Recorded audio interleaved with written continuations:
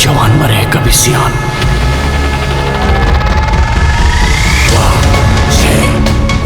बच के रहिए, शिकारी आपके पास नहीं आपके सामने है। भला तो रासिकला ऐसे काट के रख दे वो दोनों ला।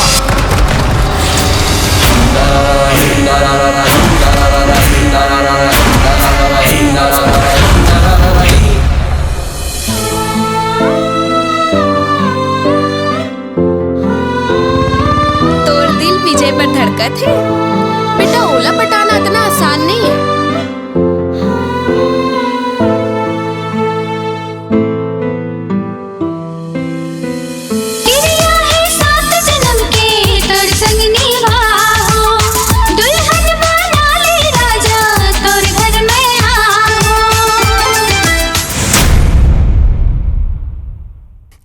हेलो भौजी, ये तो जानू है ना, एक नंबर के बेवड़ा है साले। आन देवला, आज तो सुशांत ला शांति कर दो।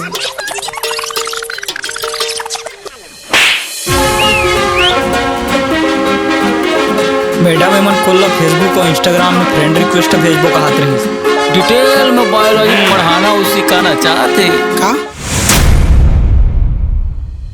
प्यार में सारा आखिले होते, कमेंट और लाइक ले नहीं। अरे वो मोर रंगीले राजकुमार, मोला तो लगते कि तहु ला कोनो मिल गए।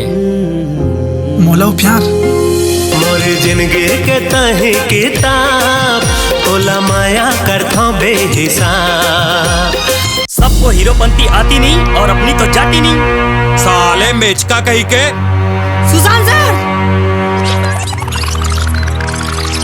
ऐसा किराए के गुंडल मारे बार ना, हथियार के नहीं हिम्मत के जरूरत है, हिम्मत के।